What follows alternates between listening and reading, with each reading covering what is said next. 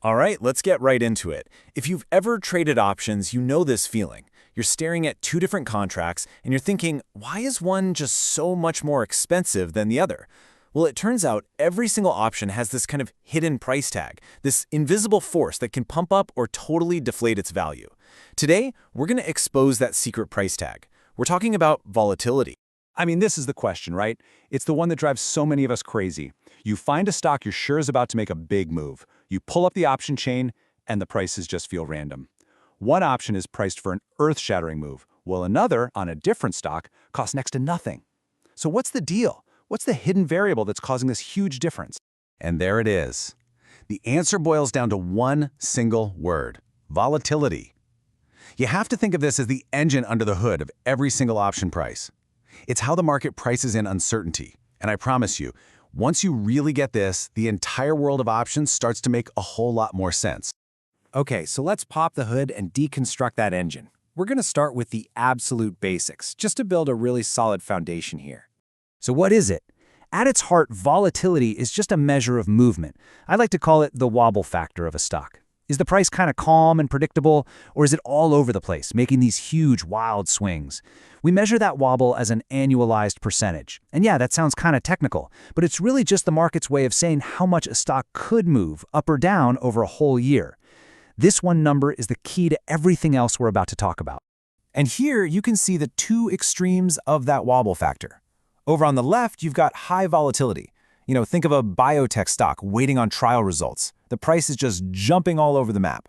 Then on the right, you've got low volatility. This is your stable, maybe kind of boring blue chip utility company that just steadily chugs along.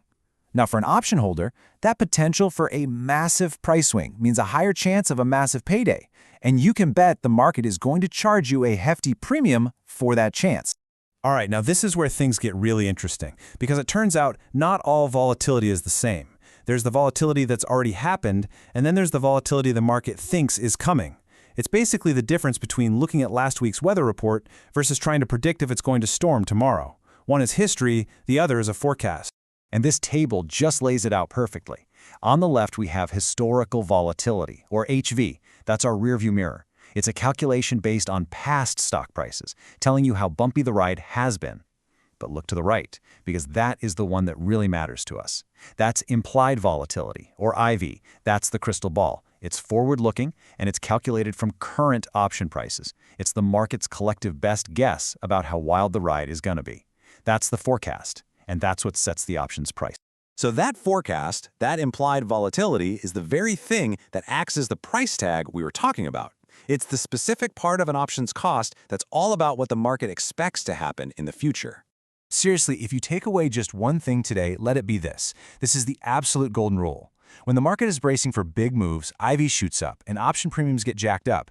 They become expensive. But when the market is expecting things to be quiet, IV falls and options become relatively cheap. And just look at what a difference it makes. It's not a small thing, it's dramatic. So picture the exact same option contract. On the left, when implied volatility is low, the premium, what you pay, might be, let's say, $2 a share or $200 for the contract.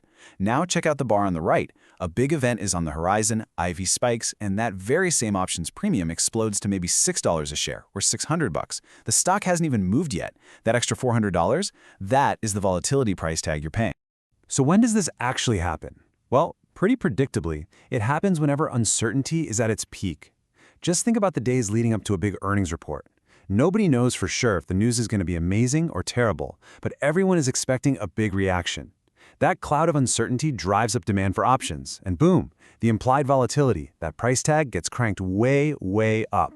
Right, so let's say you buy that expensive option right before the earnings call, hoping to hit a home run. The announcement comes out, and the stock moves exactly the way you thought it would. Awesome! You should be making a killing, right? But what happens to that inflated price tag now that the big mystery is solved? This is what happens. It has a name, and it's called IV crush. The second that news is public, all that uncertainty just evaporates into thin air. And when the uncertainty disappears, that pumped-up volatility premium collapses, and it can happen in an instant. This is a massive, massive risk for option buyers. You can literally be right about the stock's direction and still lose money because the IV crush just wiped out all your gains. The price tag just got ripped in half.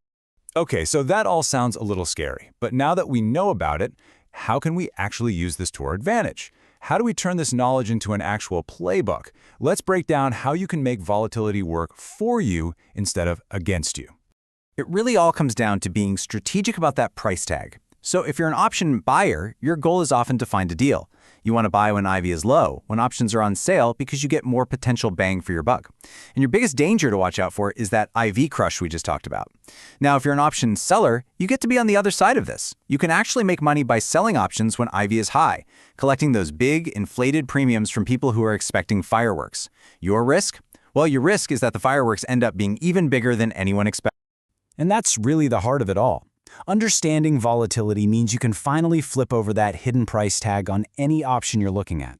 You now know if you're getting a bargain or if you're paying top dollar for a lottery ticket. But here's the thing. Knowing the price is only half the battle.